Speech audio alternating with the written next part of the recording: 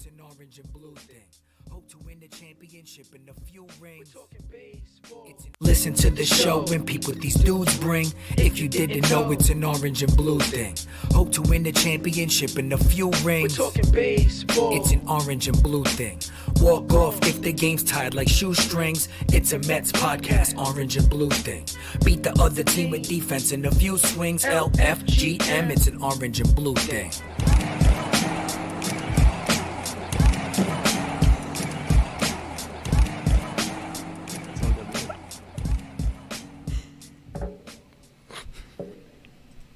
What's up, Mets fans? Welcome back. Season 4, Episode 16 of Orange and Blue Thing. This is our Season 4 finale, and it is a special one.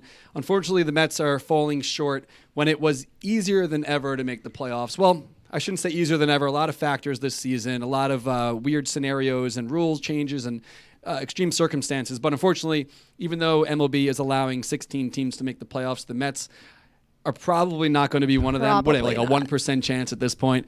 I am Darren Meenan. That is Julia Quadrino. Hello. We have Mr. David Wright. You ever hear of this guy, David Wright? Who? This guy, David Wright. You ever hear of him? No. We Doesn't have- ring a bell. We have the captain, David Wright. And I think that anyone who knows Julia probably knows that she might be one of, if not the biggest David Wright fans out there. I know a lot of people don't like to say, compare fandoms, but I think anyone I know, anyone that I've met, you might be the biggest David Wright This fan was there is. equal parts like an honor and humiliating, so it's fine. I wear it like a badge of honor. Well, we'll see in a second when David pops on with us, but I think that David might know you. You guys have met a couple times here and there, but we got a couple housekeeping notes to hit on before we get to the captain. Definitely head on over to get.CoorsLight.com. Even though the Mets season is basically over, the postseason should be starting soon. And if you're like me, you're probably going to be sitting down on the couch watching them. So definitely hop on over to get.CoorsLight.com, type in your address, and check out all the different options there that you could get delivered right to your home or wherever you want to get your beers delivered. Shoemaker, my buddy Brian Shoe. Happy birthday, Shoe. Who said actually Yesterday. Shoe texted me, tell David I said hi. So that's from Shoe. His 40th birthday was yesterday, so his Yes, party's King. coming up. Definitely bringing a couple cases of Coors Light over to the Shoe household this weekend. So that should be fun. Thanks to Coors Light. Unfortunately, the season didn't unfold how we planned, but next year, if and when the Mets are back Fingers to allowing crossed. fans in the ballpark, we got some big stuff planned with Coors Light. And, of course, we have to give a special shout-out to our friends at Dugout Mugs who have something really cool that came out today. Oh. Check out this T-shirt. And if you're not watching live, you're listening afterwards, go to dugoutmugs.com, check this out. These are limited edition, and they're actually on sale, so they're $24.99 right now. The bottom of the T-shirt is a bottle opener. No way. It's got a built-in bottle opener in the shirt. So definitely go check that out. I know the supplies sick. are super limited, and special for the October month coming up, next week spooky. is these special Mets. Love it. They're doing every team, but Sugar Skulls. So That's cool. These are on sale, $64.99. Today, they're $39.99. Great special offer. Dugout Mugs, great small business out of Florida. They got the MLB license, the MLBPA license, Hall of Fame license. And don't forget to use our special 30% off promo code on dugoutmugs.com/OABT. You don't have to type anything in. You just go to that link, and you'll automatically get the discount. So check them out, Dugout Mugs. Great friends of the show, and we appreciate their support. So without further ado, I think we got to get to the man himself, and hopefully all of our audio issues work perfectly. Are our here. mics working? Can someone confirm? Our mics Cool. are working. There's Mr. David Wright out there in California, who really needs no introduction, but I'm going to, hit him with Do a one little anyway. spiel anyway. So this Mets legend is just a couple years removed from the ball field. He leads the team all-time offensively in numerous categories. Should have his number retired soon enough. Hell yes. Uncle Stevie, if you're watching. And has a book titled The Captain, about to drop on October 13th. He's our friend and yours, the one, the only, number 5, and soon-to-be father of 3, Yes. David Wright. What's up, David? What's going on, guys? What an introduction. Yeah, was that good? That was excellent. I know it's 9 a.m. there in Cali time, a little after 9 o'clock, but I am going to crack open this beer. Hopefully that's okay with you. Let's go. Go for it. So, as I take a sip here. Yeah, go for it. Cheers. So is that cold or is it lukewarm? What do you got this working? is cold. Listen, Ice cold. Coors Light drops off cases of beer here, and our fridge is always stocked. But let's get into the book. How much time do you have? Let's get this out of the way. Let's see. Let's go.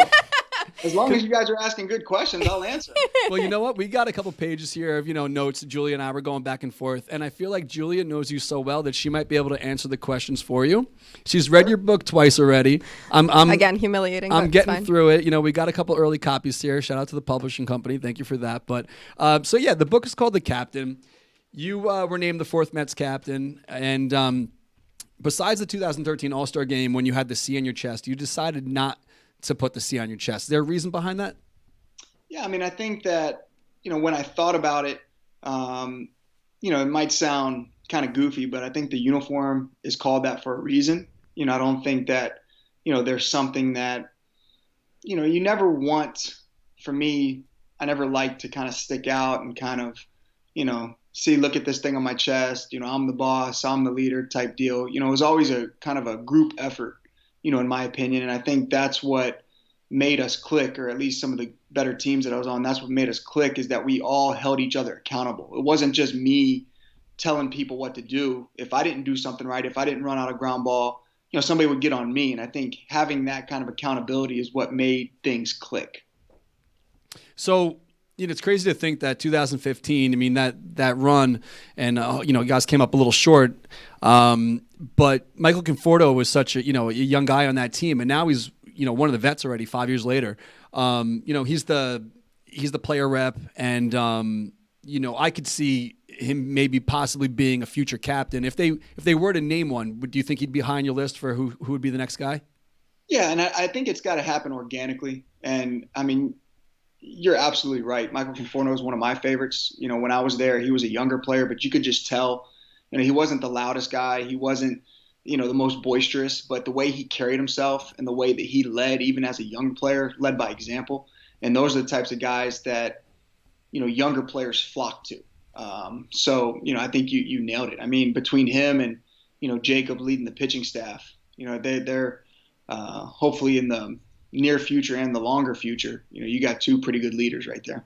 Yeah, cool. So, I mean, yeah, you're talking about leading by example. And I know you personally, your entire career, with the media or whatever, you're always this so well put together, kind of like this, at least, for us, you were.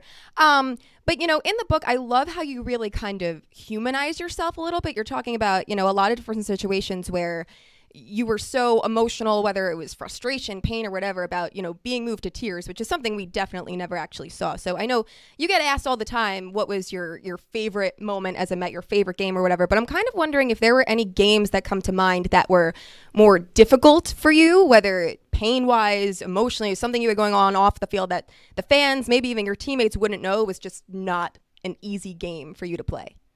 Yeah, I mean, off the field, and that's one of the cool things about the book was that, as a player, you don't really get the opportunity to enjoy kind of what you're doing at the moment, because it's always, what do I have to do to get ready for tomorrow? Or what's the next challenge? And you don't sit there and, look at what you did last night and kind of pat yourself on the back and say, oh man, I had a great game. Let's enjoy it. It's always like, okay, who are we facing tomorrow? What do I have to do to get ready? So I think that was one of the cool things in writing the book, was reminiscing a little bit. And seeing if, and Anthony DiComo did an incredible job, seeing if what I felt on the field kind of matched what Anthony was seeing from the press box. And even taking it a step further, my parents, they don't throw away anything. It's like, it's gross. So, when I told them about the book and that I had to pick out a couple dozen pictures for the middle of the book, I asked my dad, hey, can you sort through it, kind of pick out some cool stuff, and then I'll make the final decision and see what goes in the book. Well, a couple days later, I get, and of course it's like FedEx ground because my dad's too cheap to overnight it, but I get boxes of pictures from everywhere, from when I was born, being held by my grandparents who have since passed, and all the way up to when I was in the big leagues, my mom running down to the on-deck circle, David, smile, it's your mother, like taking a picture before I go up to hit. So, it's kind of cool reminiscing that way. And to answer your question more directly, I think some of the tougher times I had when I lost my grandparents, because I was fortunate to have a great relationship with them. And I think that's some things that, I guess fans or people don't see, that, you go through the same kind of adversity. Granted, a lot of people go through greater adversity, and we are very fortunate to be able to play baseball for a living. But, it's tough to kind of put that on the back burner and focus on baseball when you lose a loved one or, you're having a rough go of it away from the field. As far as on the field goes, there's an at-bat that sticks out in my mind, and I believe it was either 07 or 08. I don't know the exact year, but it was one of the years where we couldn't get it done down the stretch. And, I was fortunate where I was playing fairly well in September, but it was against the Cubs, and there was a man on third and I think it was a tying run or the winning run late in the game. And, I swung through a fastball that I should have hit and ended up striking out with a guy on third, less than 2 outs, and we lost the game. And for whatever reason, that at-bat sticks out in my mind late in the season where, I didn't get the job done that, still to this day, when I think about some of the failures, and there's been quite a few on the field for me personally, that always kind of is in the back of my mind. It makes sense because, that's we all remember that season, but I can only imagine for you playing what that must be like. But back to that era in 2005 when you made that incredible diving catch into the stands in Seattle, which you talk about in the book. And you talk about how after that play, some people close to you kind of warned you about playing too aggressively and playing too, don't hurt yourself, maybe don't go that hard next time, and how that kind of came back to haunt you too after you were diagnosed with that stress fracture for tagging out Carlos Lee at third. So, was that ever something that you think you could turn off, that competitive instinct to just give your all? Did you ever, as your injuries got worse, did you ever have to kind of tone it down a little bit? Were you capable of doing that? See, that's a great question. I wish I could have a little bit, but then I don't think, I would have given to the game what it deserved to be given. I kind of knew only one way, and sometimes it was a little foolish, but that's kind of how I knew when I couldn't do it anymore physically, is when I sat there at third base and was hoping they didn't hit me the ball, or hoping, during those rehab games that I didn't have to dive or give that kind of effort because, I was like, how long will it take me to get up? What will I feel like the next morning? It was like, that's when finally my heart and my brain matched up and said, you can't do this anymore. Physically, it's just impossible, because I was just out there trying to get by and hope that they didn't hit me the ball so I didn't have to give that type of effort. So as I mentioned, Julia has read the book already a couple times, and I didn't get to this portion yet, but she told me you talk about this. In 2006, I got it on the screen here. You can't see it, but the people at home can. GQ, I guess, comes calling. And this question came up. Sex sells, buddy. What's that?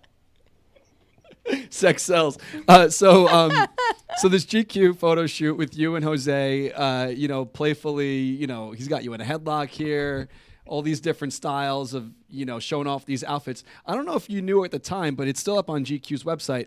It shows you guys as models, and then on the bottom it shows all right, Jose's wearing this baseball jacket. It's $999 from Hugo Boss. All this random stuff. But Jose looks like he just showed up like that. Yeah. That just looks like his style. Was this super awkward for you? And how did this even come up? Did they contact your agents, the Mets themselves? Well, that's what. Okay, so first it came up. Yes, they contact my agents, and of course for me it was a hard no, and. My agent's like, dude, you got to do this. It's so cool. And I'm like, all right. And then Jose comes and he's like, dude, you got to do this. It's going to be so cool. So I got peer pressured kind of into it. And then when I showed up, I knew it was not for me. As soon as I saw the clothes that they were whipping out, and I was like, okay, where are the adult sizes? The adult size. And Jose, Julia nailed it, is that's the way he dressed. For me, it was like he could wear anything and he's got his six-pack showing. Me, I'm like, okay, do you got anything that can hide my love handles? Because, I'm not sure that's going to sell on GQ. But, definitely got me out of my comfort zone. And to this day, whether it's my brothers or my friends, about once a month I get a picture of that, just making fun of me, on a group text or something. And you remember this, and I could see the little bubble popping up, and I already know what it's going to be. So not one of my finer moments, but there's not many people that can say that they, were in GQ. So that is true. Yeah, I did a sit down with Ron Darling last year, and I think he was on the cover of GQ once, but same thing. He was talking about how it was kind of awkward. They gave him this random suit to wear, and maybe it wasn't his style, but I don't know if he got to keep the suit. Did you keep any of these clothes? You kept that headband. I know you did. I mean, do you think that I kept any of those? I mean, that's the thing is like Ronnie got the suit and I got $900 sweatbands. Yeah. So and a headband. The headband. That's the best part. That's funny. But speaking of Jose, so I actually kind of noticed a pattern in reading this book that I hadn't really picked up on before, but because going back to the 2007 collapse and all that, you say that for like a few years afterwards, you kind of carried like an animosity towards the Marlins for basically all the shit they talked that series, which is completely justified in my opinion. But, then I kind of realized there were some patterns with the Marlins kind of kept popping up. And you talk about that first game after you were diagnosed with a stress fracture and you're like depressed in the dugout and Josh Johnson is killing it for the Marlins on the mound. Obviously, they took Jose Reyes away. They again beat you again in 2008. So when it was your final game of your career and you just worked so hard to get back from everything, was it like, am I really freaking playing the Marlins right now? Does Peter O'Brien need to catch that ball? Was it that kind of thing? Or did you not even pick up on it? That's what made it so cool was that, and that's why New York's so great is that where else are they going to boo Pete O'Brien for the rest of his life? He's done. For catching that ball. You know what I mean? That's the cool part. But yeah, I mean, we definitely, it's one thing, they were our nemesis down the stretch in 07 and 08, and that's fine. They want to win the game. They want to finish strong, but all the chirping that they did was something that I wish that we could have, kind of turned the tables and really, pounded them for it. Yeah.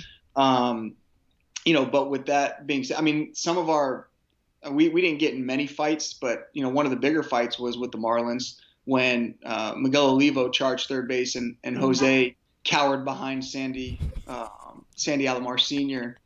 And that's one of the things that we played on repeat quite a bit with Jose is that, you got Miguel Olivo charging third and you got Jose grabbing, 60 or 70-year-old Sandy Alomar Sr. and pulling him in front of him. So, I wish that things would have ended a little differently, obviously in 07 and 08. But that's what made baseball so fun, especially in New York. You had, whether it was the little rivalry with the Marlins or, Philadelphia in both of our heydays or Atlanta when I first got called up or Washington towards the end. I mean, it just seemed like these series meant so much and there was so much on the line in our own division. I was there for that. I think that was the second to last. You were talking about the dust up with the Marlins. I think it was the second to last game of the season. John Maine, I think, was pitching that day. And that was wild. I remember I had if you remember the T-Mobile Sidekick phone that took the worst photographs ever. I had a picture of what that fight, was, and it was just dust and people everywhere. It was like a Renaissance painting at this point. It was great. It was like I was on deck, and it was a pitching change. So it was like in between innings, right? Well, I think it was a pitching change because Jose was on third, right? Or maybe it was in between. I don't know. But either way, I had my helmet on and I was kind of looking into our dugout, getting a scouting report or something. Then all of a sudden, I see like the bull rush of the September roster running past me. I'm like, what am I missing? So then, obviously, I joined the fray, and there was I can't remember who it was, but there was somebody like going nuts, and I tried to wrap them up, and they were much bigger than me, and just trying to wrap them up for the 5 minutes that I had them wrapped up. The next day I woke up, I was so sore. I was like, God, I got to hit the gym. This is unacceptable. I can't even wrap somebody up in a fight. So Julie and I were both present, obviously, with the thousands of Mets fans there. The Pete O'Brien night, but it was really obviously. Don't disrespect him like that and call it the Pete O'Brien night. I was making a joke, obviously, but we were all there for you, and the months leading up to that night, we were all so behind you and really pushing and hoping that you were going to be able to go out on your own terms and really get back there to Citi Field, and even though that game for the Mets didn't really mean anything per se. The Mets are already out, 2 games left before the end of the season. What was harder, the battle back for you to get to that game, or to sit through a 13-inning 0-0 game to finally give your speech? I have my answer. I think, honestly, one of the memories that I have from that game, and I think it was Julia or one of her friends, had a sign that said, "Olivia's got to go to bed." It was past Olivia's bedtime. That was me. Yeah, and I got a big kick out of that. But they I went up to the SNY booth, then I went up and spoke, did something with Howie afterwards. I stopped by, my family and friends had a suite up near that level, so I stopped by them for a little bit. And this is all in full uniform. Yeah. So I'm going through the concourses and the elevators, full uni, like Mickey Mouse walking through Disney. so the night, it was weird because like I didn't want it to end because I knew that was the end for me. So it was like, let me hang on to these dugout moments for as long as possible, sitting next to Jake or, having a good time with Steven Matz or, our bullpen catcher who was the best man at my wedding, Dave Raccanello, came down and hung out with me in the dugout for a little bit. Those are the types of things where I was like, okay, it is getting late. And I had a date at Foley's for afterwards. So I was like, is Foley's going to close up on? Because I had my first meal at Foley's after my first game. And, the plan was to kind of have my last after my last game, kind of bookend fitting. So, it's kind of like, I don't want this to end, but, time to get a move on. And Livy at the time had an absolute meltdown going home, like one of those where she falls on the ground and just yells back in bed, like kicking and screaming. So, but yes, it was hard to kind of know that was the final chapter. But I take a lot of pride in the work that I put in to get to that point. Like, it was always my mantra and I know that ultimately it ended my career, but when I got the diagnosis for my back, it was my mindset and my mantra that this isn't going to define me as a player or a person. And that's kind of what I woke up every morning and told myself that, when it's all said and done, whether it was, he was an okay player, he was a decent leader, he was a decent teammate, whatever the case may be, it wasn't going to be, oh, he felt sorry for himself and rolled over because of this diagnosis. Yeah, I think it was almost midnight by the time you got your chance to come out there. And, my wife was sitting next to me and maybe the 11th or 12th inning. She's like, I don't even care if they lose this game. And I was like, me either. I want it to be over with so David can, get on with his, get on with the speech. That was my first sign was hurry up. I just want to hear David Wright talk. Yeah, I know you can't see it here, but I got it on the screen. They call it Julia. She looks like she's in agonizing pain holding up a sign. I was literally screaming at the players. Yeah, let's go. Hurry up. I just want to hear David Wright. And this was in the top of the 12th. My God. Yeah. Yeah, I mean, it was an incredible moment for us as fans to be a part of. And, maybe you can't see it, but Julia's wearing a shirt that says, "This is love," because you said it a couple times. And I don't know if maybe did you have something written down? Was that just all off the cuff, or you want to hit on certain things? So I'm a good planner. I'm a big planner. I enjoy being prepared. And I sat there for, a day or two thinking of what I would say, because they asked me to address the crowd afterwards, and like I was at a loss for words, and I sat there with a pen and a little note card and tried to jot something down, and nothing came down. And I was like, what am I doing? This needs to happen naturally, so it was like, what am I going to feel at the moment? I don't know what I'm going to feel after my last game, so just wing it. And I think it was probably one of the worst public speaking events that I've ever had personally. Like, I give myself probably a D. Really? No. But I wanted it to come from my heart, and I wanted it to come naturally instead of pre-written. And that's I just kept saying it over and over again because that's what I felt at the moment. That connection with the fans is real. And I'd like to think that there was a mutual respect there. And I know that I didn't always come through, but I promise you that the effort was there. The passion and the love for that organization, that city, those fans, that was real. And, for the speech, it was like, okay, let's just see what comes to my mouth. And that's what came to my mouth. And it might be a bad speech, but it was perfect.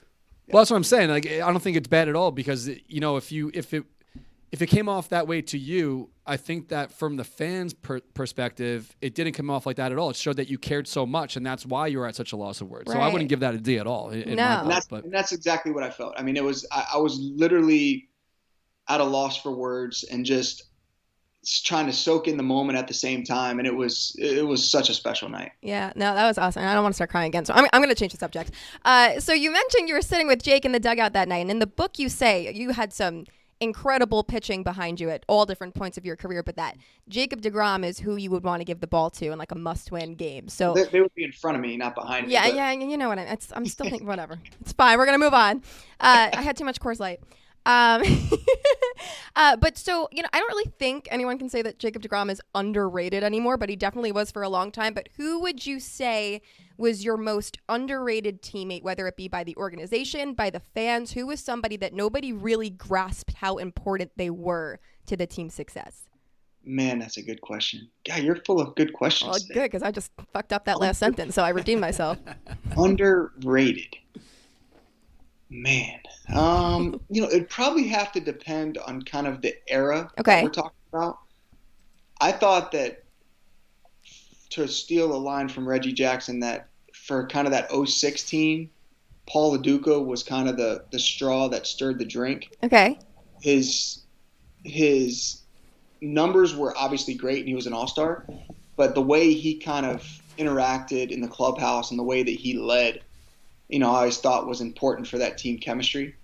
Kind of later on, and I don't think this guy probably gets enough credit for, and I think he would be the first to tell you that he had a very subpar year on the field, but the year that we went to the World Series, and he's a good friend of mine, Michael Kadire, came in, and he lost his job to Michael Conforto, a young Michael Conforto. And Michael Kadire took Conforto under his wing, worked with him every day, took him out to breakfast every day, like really tried to groom him to be the all-star and the caliber player that he is now. So I would say that kind of teammate, that doesn't happen often. When you have a guy that's won a batting title and a guy that's been to all-star games that loses his job on a team that's going to the playoffs, going to the World Series, and then takes that guy that took his job under his wing and kind of prepares him for what's ahead. So almost like when Reyes came back, when the Rosario came up, and like you'd always see them together a lot, and I think that's it's good to see. As a fan, it's definitely good to see. But obviously, if you're watching, listening afterwards, you know that we're talking to David Wright. We have a bunch of books. Actually, we have 3 books to give away to the fans. So if you're watching live right now on Facebook, click the little share button. You'll be automatically put in the running to win a copy. You really want to share the show today, guys. Absolutely. You drive it home every week, but today's the day. If you're on Twitter, hit the retweet button. And if you're watching the replay afterwards on Instagram, just comment that you want a free copy of the book, and we will randomly select a person to get one for free. So thank you so much for that. So we all know that the franchise, Mr. Tom Seaver, passed away recently. And, I don't know if the Mets posted this quote or where it came out, but you had mentioned that you and Tom had a great relationship and you talked often, but it was almost never really about baseball. So since there was many generations between your playing time, how did the relationship start with you and Tom? How does that begin? That's, it's interesting because he was around quite a bit when I was a younger player.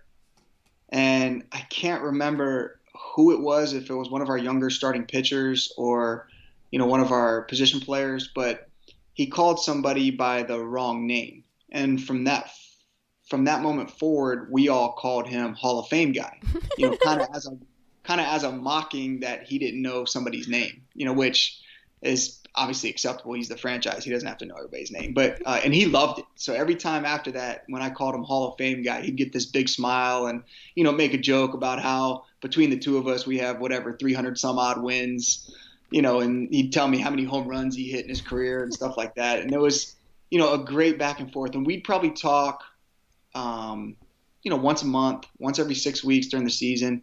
And like you said, it was always about, hey, what are you doing away from the field to kind of keep your sanity? Because, he understands that he succeeded a lot more than everybody else did in the game, but he understood that failure was a part of the game and you had to get away from it somehow. And what were you doing in your spare time to kind of take your mind away from the failures of playing baseball? And that was a good lesson for me because as a young player, and even later in my career, I was never great at leaving everything at the ballpark. I'd come home, I'd be moody because I had a bad game or we lost. So those kind of lessons kind of stuck with me. But, the one thing that I wish I would have done, and he invited me numerous times that I never got the opportunity, was he was a big wine guy up in Northern California.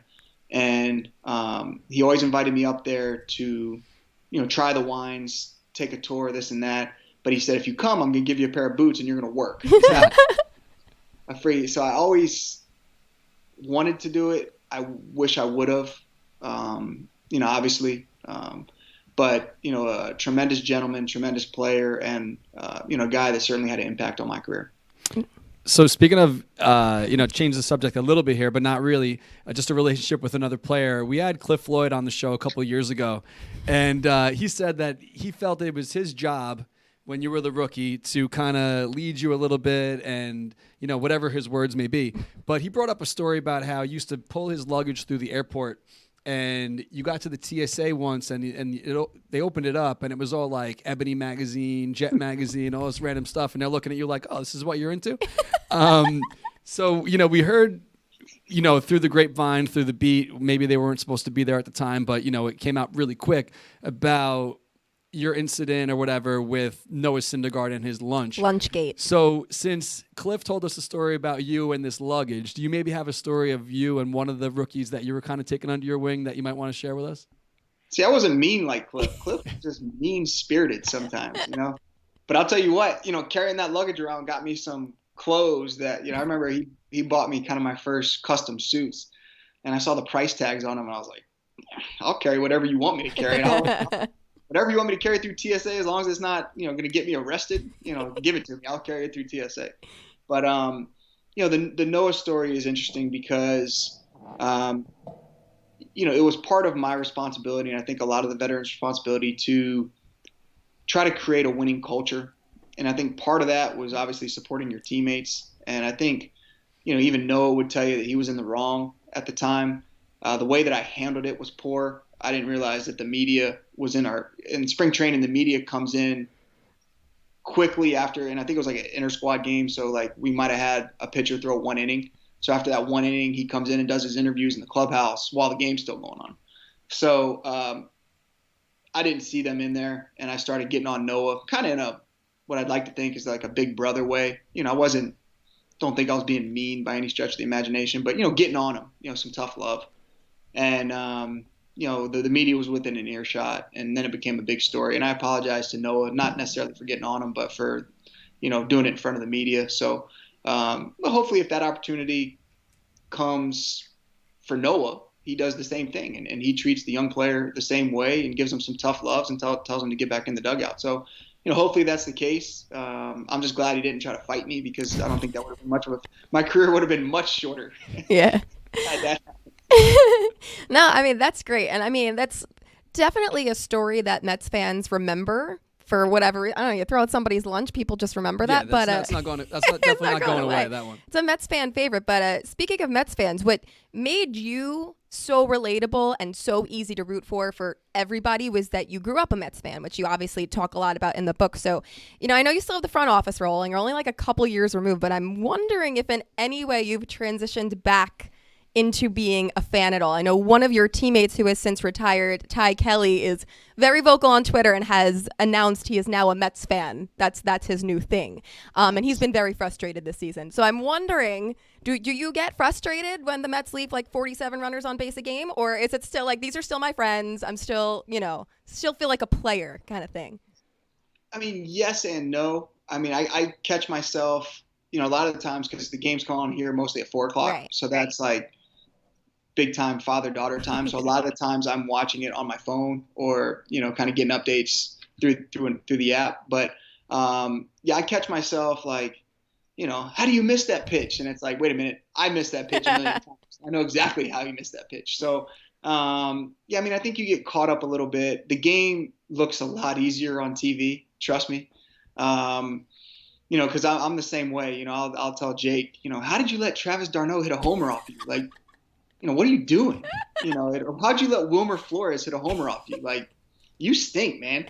And you know, and you know, on TV the game looks a lot easier. But you know, when you have a split second to react in the box, and you know, you got a guy out there throwing 100 with a 92-mile-an-hour slider, it gets a little difficult. But yeah, I think there's a combination of remembering how difficult the game is, but also, yeah, I mean, I grew up a fan. You know, I'm definitely a big fan of a lot of the guys in that clubhouse that I know. So yeah, there's definitely a lot of fan in me.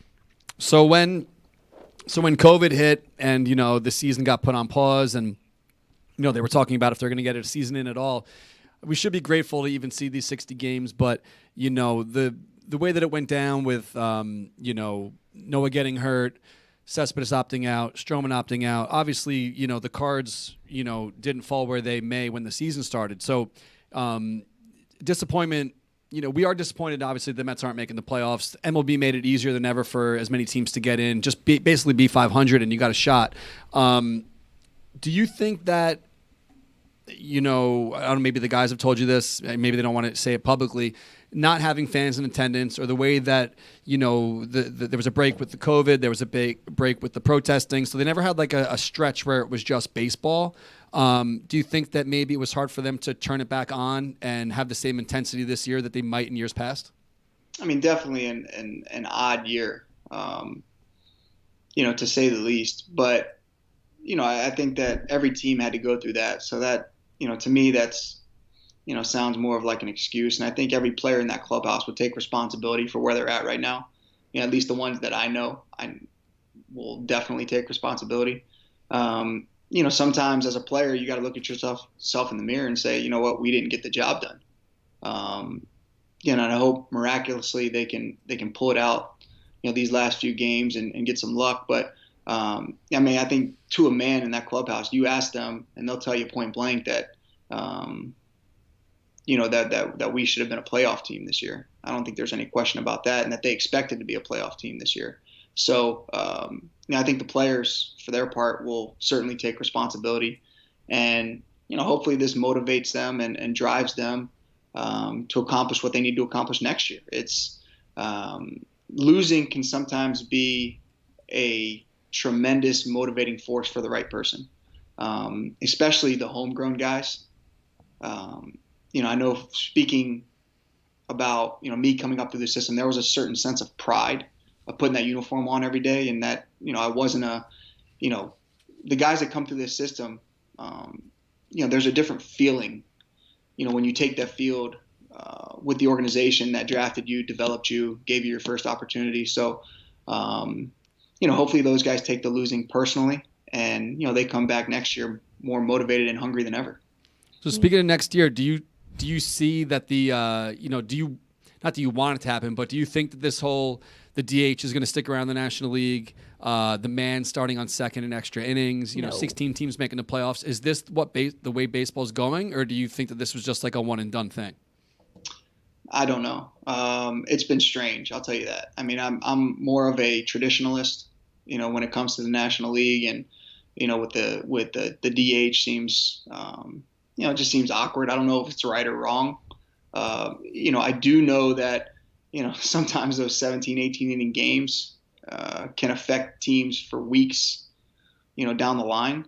I don't know if starting with a guy on second's the right idea. It does. Again, I'm more of a traditionalist, so it's just, again, not sure if it's right or wrong. It's just weird for me. So I don't mean to tiptoe around the question, but I would say that I'm probably more of enjoying baseball the way that I remember it, playing it. So who knows? So I don't know if you probably know more about this. Is this going to stick around? Or is it not going to stick around? Well, I don't know. I just was thinking in my head, you're talking about extra innings games. I really wish it wasn't played 2 years ago, because your speech wouldn't have been at midnight. You know what I mean? If that was the case, we would have been out of there by like 10:15. That's for sure. No, absolutely. And going back to, you're talking about fans in the stands next season, who knows? Big thing you talk about in your book is how competitive you are with your brothers and how you learned your competitive spirit by your brothers. So I'm going to take this opportunity to start some shit and say that you are the only Wright brother to have never watched a game with the 7 line. So I'm just going to put that out there. You can do what you want with it when it's safe again and the 7 line is back out there. I'm just going to put that out there. So one of my favorite pictures, my youngest brother, Daniel, was on the shoulders. On Mike.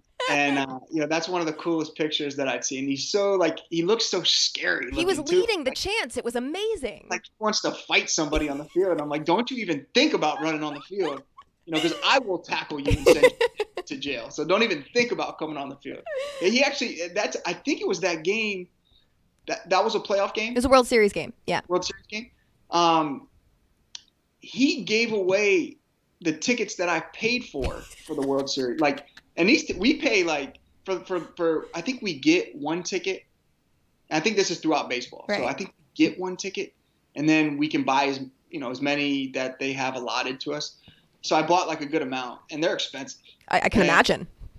So I give my brothers the family tickets for the World Series, and they're great seats. And after the game, I'm like, hey, how'd you guys like the seats? How'd you guys like the game? And my brothers are like, oh, we traded your seats to go sit in the outfield. I'm like, what? It's a great time, David. You got to see for yourself. And they said we had to go sit, with the real fans. We don't want to be with the families. We want to be able to, have fun and enjoy the game and sit with the 7 lines. So, I just shrugged my shoulders, said, you know what? I just tried to find that photo on Twitter. I couldn't find it, but it's a great one. Yeah, they also joined us in Atlanta. We were down in Atlanta, but when it was still Turner Field. Yeah, your brothers are great. Definitely a fun time to They were at the tailgate, too. I had to explain to your youngest brother who Demi Lovato was because she was singing the anthem, and I was the only one there who knew, but she was great. But anyway, back to you. We're talking about you being a Mets fan. So I know everybody always asks you, the greatest moment of your career, your favorite moment of your career is obviously the World Series, hitting the home run. But that's as like a player. I'm wondering if the answer would be different. Maybe it's not. Your favorite moment as a Mets fan, whether that be before you played, during your career, or after, where, something just happened where you're like, I am so fucking happy I'm a Mets fan right now. It's really great to be a Mets fan. Did you ever have that? Anything in particular? I'd probably say the Subway Series in 2000. Okay. Probably the single greatest moment for me as a Mets fan was the 9/11 homer, Mike Piazza homer. Yeah. Those were things that, stuck out for me, at least, but even, I guess, smaller than that was growing up right outside Norfolk, Virginia, where our AAA team was. It was always a treat for me to go see the AAA games, try to get some of the guys' autographs, take pictures, and then turn on the TV a week or two later and see them playing for my favorite team, in New York. And I was lucky. My dad was a police officer in Norfolk, and a lot of his friends would, kind of off duty, work the games for security reasons. So I'd get like a foul ball here and there, get a chance to meet a player. Police officer would go up to a player, hey, will you meet my, my boss's or my coworker's son? Yeah. I'm sure the guy probably didn't want to, but would go over, shake my hand, give me an autograph, take a picture. So, those were cool moments. Yeah. So you're talking about your dad. You're a parent now, obviously. You've got a third baby on the way, which is super exciting, which, by the way, I would obviously thank you for doing this, but I would also like to thank your wife, who is very pregnant. And like the past week, it seems you've been like locked in a room with a computer, and she's been keeping 2 toddlers quiet when she probably can't even touch her toes. So thank you, Molly, because that's great. Yeah, but but speaking of your kids, so you ultimately, you wrote this book really for your kids to look back on, kind of see who their dad was in another life. So other than the knowledge of knowing that their dad was super cool back in the day, what is the most important lesson you kind of hope they take away one day when they read it? I hope that's the case, but I have a feeling I'm going to be the parent that they ask to stop at school like 2 blocks from school and walk so they don't have to be seen with me. But when that happens, I'm certainly going to have somebody professionally make like a highlight tape of my career and just make them watch it and be like, see, your dad wasn't always this dork. He did some okay things, but it's fun because, you're right. I wanted, my kids to be able to look back and, whether it's read the book or just be able to talk to them about the value of hard work. I would say dedicating yourself to accomplishing goals. I mean, I'm 6 foot, I'm about 200 pounds, and, granted, I have a lot of God-given ability to play the game, but when I took the field every night, it was more of I've outworked and outprepared everybody on this field. So tonight I'm going to be the best player on this field. And that was the mindset I had. You fast forward a little bit and it was, more of a never give up type life lesson. I always remember the picture of I think it's like a crane or something with trying to swallow the frog and the frog's like choking the crane, not letting. And that was kind of, when writing this book, that's kind of the life lessons I wanted to get across to like pretending I was speaking to my kids. Like if you want something bad enough, don't let anything stand in your way of accomplishing it. Yeah. So that was kind of what I was thinking, while writing this book is that, you're going to get thrown some adversity your way at some point, whether it's, small, minute type stuff or big type of adversity, like real world type adversity. So, you're going to have to find a way to get through it and become stronger because of it. Yeah. Well, I do want to say, because in a second, we're going to get to some questions that fans had asked on social media. And when I was going through all of these, one that I kept seeing over and over again from people around my age was to just say like, thank you for being such a great role model. Because I mean, I was 8 years old when you came up. So there's a whole generation of kids who are now adults who grew up with you. And I know it's definitely not as cool as hearing it come from your actual kids, but on behalf of all of those kids who are now adults, we all got that. And your comeback was very important to all of us. So on behalf of all of those people, all of your questions are now answered. Thank you, David. You were 8 years old when I got caught I up? know. I'm sorry. I'm 25 now. Yeah. Yeah. Anyways, well, thank you. And it should, the roles should be reversed. And I've said this, I think, in my speech. I should be thanking, the city and the fan base for, taking me in with open arms. That was just a relationship that players dream of. Yeah. Well, yeah, so I am old now. I'm going to shift gears a little bit because this is a super important question to me. Old. She's 24. Really old. 25. I turned 25 last week, but... happy belated. Thank you. But so I own a dog sitting and walking business now. That's my thing. So dogs are very important to me. So I saw you mention in your book, however briefly it was, that Mrs. Wilpon was helping you look for places to get a golden retriever. So I must know if you got the golden retriever, and if so, tell me everything. So we already have a King Charles Cavalier. Oh, cute. A tricolor with the big floppy ears. Mm-hmm. And she's the best. So I mentioned my dad was a police officer. He was in K-9 when I was growing up. So we always had German Shepherds around. So I wanted a German Shepherd. Molly, my wife, said, no, I'll give you the big dog, but it's going to be like a lab or a golden retriever. Yeah. We have not gotten the golden retriever yet, but I think we're going to get him or her around Thanksgiving. Oh, nice. All right, that's me putting the pressure on that. My kids love Paw Patrol. You probably Yes. No, I know what Paw Patrol I is. have a 5-year-old. I know Paw Patrol. I used to work at a daycare before I did this, so I'm very well versed in Paw Patrol. Olivia named our King Charles Sky because of Paw Patrol. And now the next dog, if it's a girl, she wants to name her Everest because she thinks Sky and Everest in the show are best friends. So that's where we're at. I'm so glad I asked that question. So now that we're talking about kids, I gotta bring this up because I wasn't gonna ask this because I thought it was kind of cheesy. But I'm sitting with my daughter this morning. We're having breakfast. I told her, hey, you know who David Wright is? I was explaining to her I was doing this interview today. I'm like, you have any questions for David Wright? And she said, ask him what his favorite TV show is. That's is it what Paw she Patrol? said. So if she's watching this, Amelia, I'm asking the question. So do you have a favorite TV show? Like cartoon or anything, any TV? Well, let's start with cartoons. I mean, Paw Patrol is the easiest choice because, selfishly, I kind of like it more than the other cartoons. It's a little more exciting. We do movie night every Sunday, and Olivia always picks the new Trolls movie. Madison, my 2-year-old, always picks Frozen 2. So we alternate every Sunday. So, that's what's going on. As far as TV shows that I enjoy, I'd probably say my favorite TV show is Billions. It's probably my favorite. We are about 75% of the way through Schitt's Creek right now. My friends love Schitt's Creek. So that's where the adult TV stands. The kids TV, but I am a huge Paw Patrol fan. There we Love go. it. Love it. There we go, Amelia.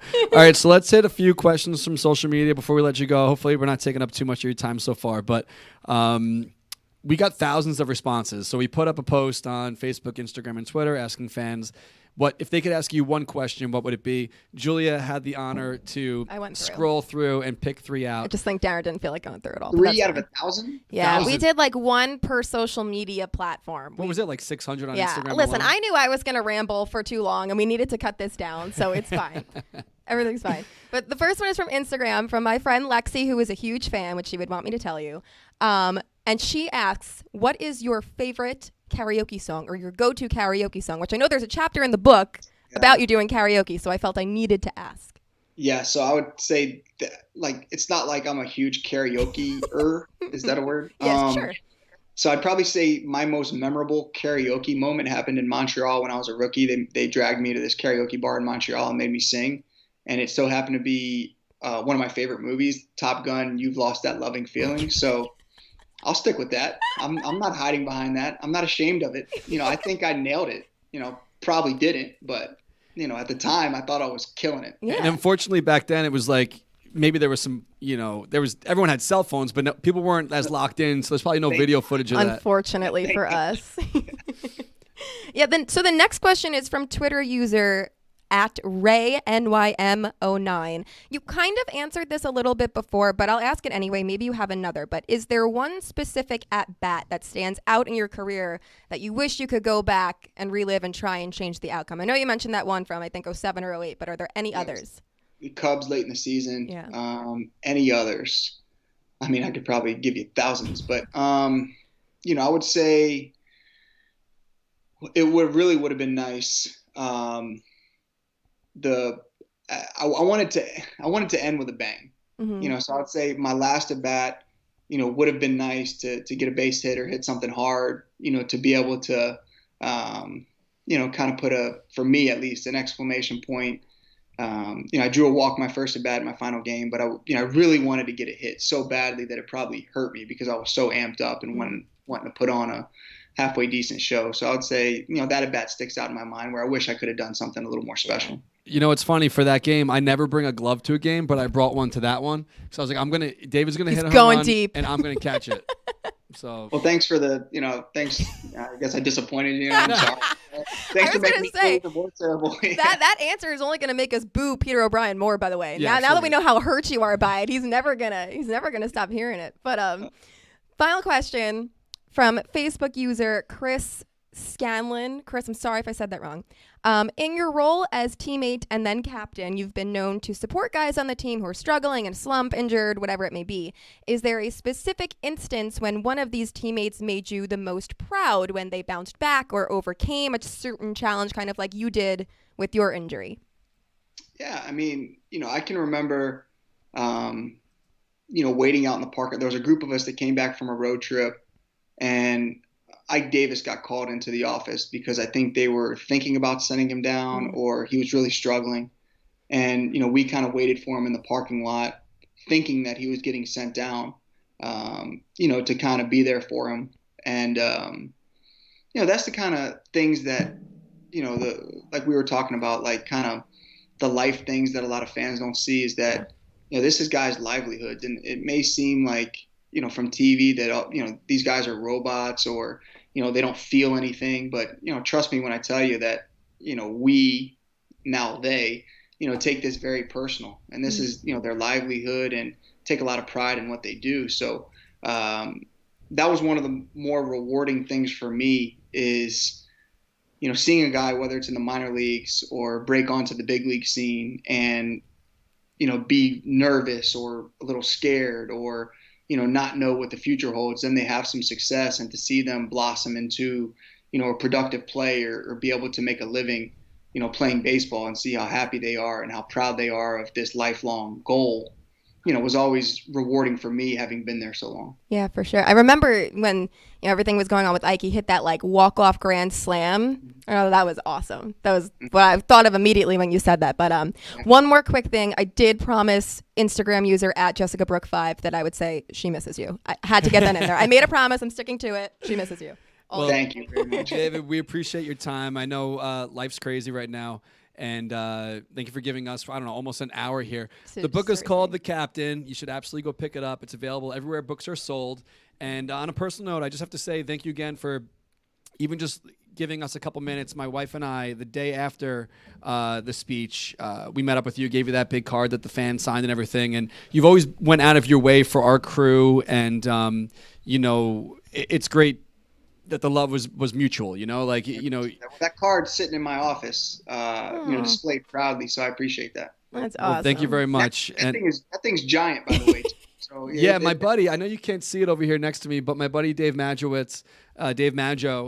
painted that. And, it's awesome. We brought it to the tailgate. Everyone signed it. And, it was great. It was great to be able to hand deliver that. And I appreciate the time. So thank you for that. Yeah, well, hopefully you so much. Hopefully next time we can do it in person. Yeah, you gotta sit with us. Challenge has been extended, so let's go. All right, man. Thank you so much, and enjoy the rest of your day. Appreciate it. Sounds good, guys. Thanks for having me. That was a lot of fun. Thank you. I got to figure out how to turn this off. Yeah, right. There we go. Cool. All right. So, Julia, you got through it. I'm sweating a little bit. So was that like that was more than a bucket list for you? That right there? was. I want to take a moment to thank you, who absolutely. Whoa! Now your mic's falling apart.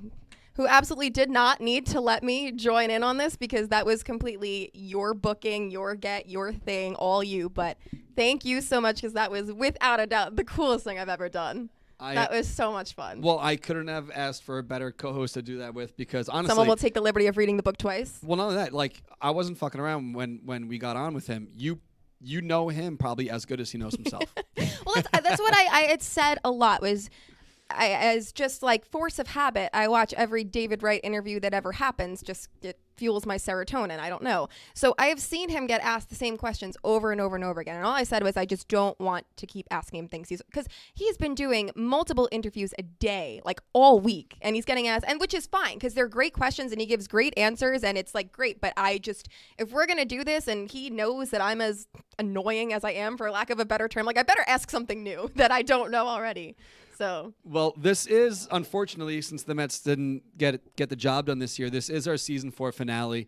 I definitely want to give a shout out to Pete McCarthy, who moved down to North Carolina, and I'm hoping that well, who knows? I'm hoping everything's going great for him. But if he ends up coming back to New York, we'll bring him back in the fold. But if not, we'll definitely continue doing stuff with you, Julia, whether it's Orange and Blue Thing or whatever. Maybe it's an Orange and Blue Thing spinoff in 2021.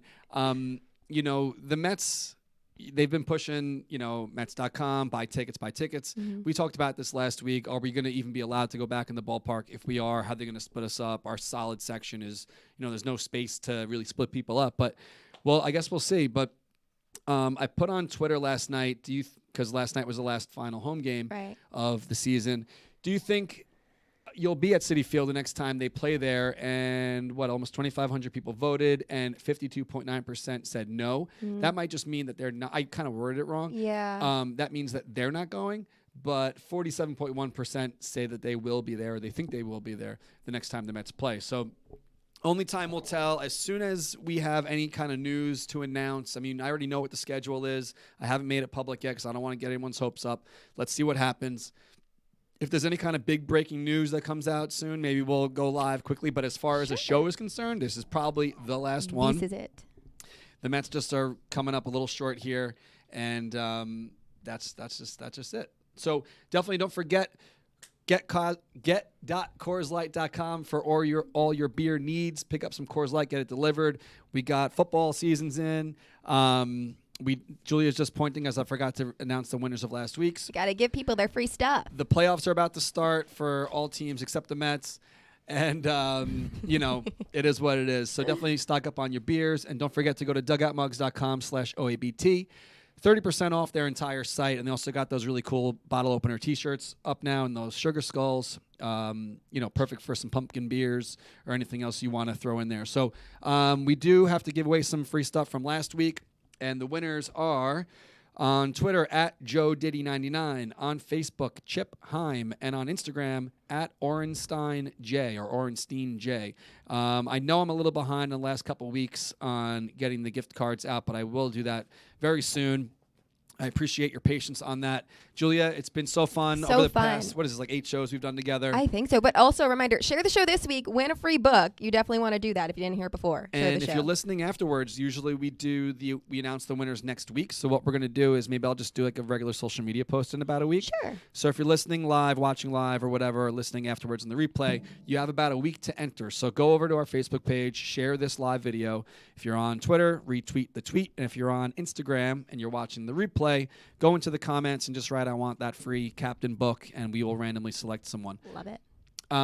Yeah, and you know what? I even said to Julia, fuck it, let's go over an hour if we have to. But that was perfect. And perfect timing. Here we are. We are at 59 minutes and 11 seconds. Let's go. Enjoy your winters, everyone. Happy off season. Hopefully the world is in a better place very soon, and we can enjoy our time together and whatever. All right, guys. Thanks. Let's go Mets. TheSetLine.com. Don't forget us this holiday season. We have a whole bunch of new stuff coming out very soon, and we'll talk to you later. Thank you. Bye.